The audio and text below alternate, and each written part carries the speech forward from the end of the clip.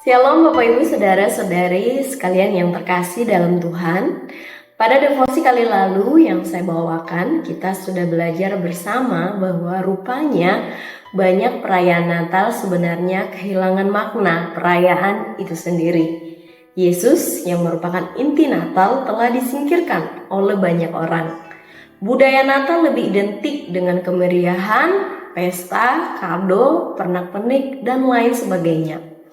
Banyak orang, termasuk orang Kristen, tidak lagi berjumpa dengan Allah dalam Natal. Pada devosi kali ini kita akan melihat seperti apa seharusnya kita berjumpa dengan Allah dalam Natal, dengan belajar dari kehidupan para gembala yang sudah menjumpai Allah terlebih dahulu dalam malam Natal pertama dunia. Para gembala menyadari bahwa mereka telah berjumpa dengan Allah beserta seluruh kemuliaannya, namun mereka tetap hidup. Berbeda dengan tradisi perjanjian lama, yakni siapapun yang berhadapan langsung dengan Allah pasti akan mati, karena kesuciannya mampu membakar segala sesuatu yang berdosa. Bagi para gembala ini merupakan pengalaman yang baru bagi mereka, dan merupakan sebuah keajaiban, karena tetap hidup, meskipun berjumpa dengan Allah secara langsung. Nah, menariknya saudara bahwa para gembala bertemu dengan bayi Yesus dengan penuh kerendahan hati.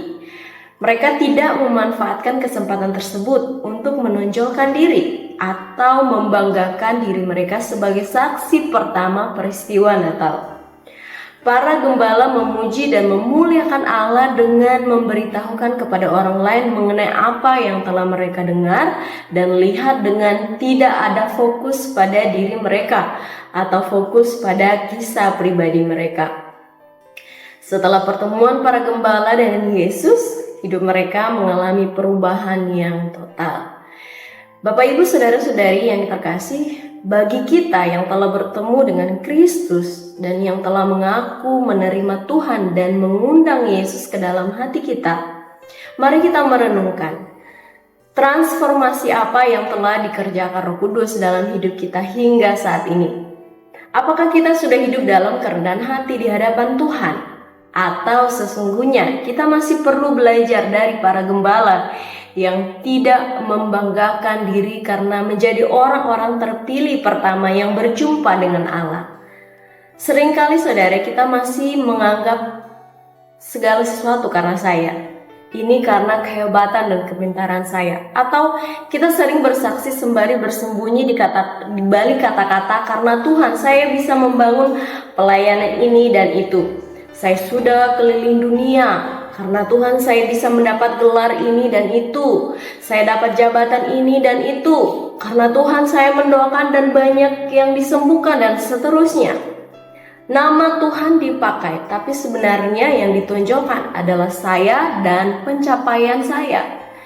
Namun tahukah kita bahwa dalam sejarah kekristenan tercatat bahwa mereka yang dipakai Tuhan untuk menjadi saksi Injil dan berkat bagi banyak orang adalah justru orang-orang yang tidak menonjolkan diri.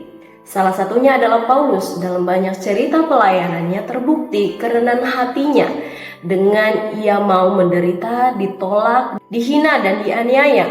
Seperti yang tercatat di Kisah Para Rasul 20 ayat 19. Dengan segala rendah hati aku melayani Tuhan. Dalam pelayanan itu aku banyak mencucurkan air mata dan banyak mengalami pencobaan dari pihak orang Yahudi yang mau membunuh aku. Saudara, kemuliaan Allah telah menyatu dalam diri mereka. Seperti halnya para gembala yang mengabaikan kesempatan menonjolkan diri sebagai saksi pertama dan memilih memberi kemuliaan hanya bagi Tuhan saja. Bapak Ibu Saudara-saudari sekalian, apa yang kita temui pada hari Natal ini? Apakah kita bertemu dengan budaya Natal dengan segala hiruk-pikuk perayaannya?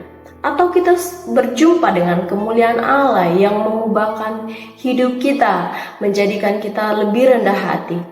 Kita yang sudah bertemu dengan Juru Selamat Kristus Tuhan yang berdaulat atas hidup kita, mari kita membuka diri terhadap rencana Tuhan dalam hidup kita dan menjalankan panggilan sebagai saksi kabar baik kelahiran Yesus dengan tekun, taat, dan rendah hati.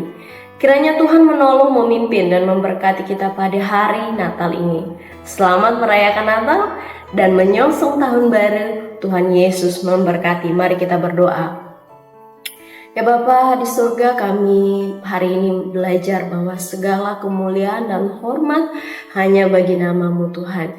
Jika Engkau masih mendapati segala kecenderungan untuk tidak memuliakan nama-Mu, tetapi memuliakan diri kami sendiri, ampunilah kami dan ajarlah kami untuk melihat bahwa Engkau datang dalam kerendahan hati, dan Engkau juga memakai orang-orang yang rendah hati yang tidak menonjolkan diri mereka. Tuhan Yesus kiranya menolong kami untuk benar-benar memaknai Natal ini dengan meneladani Engkau Tuhan, dan meneladani orang-orang yang sudah Engkau panggil termasuk para gembala untuk berjumpa dengan Engkau Tuhan. Terpujilah Engkau, dalam nama Yesus kami berdoa, haleluya, amin.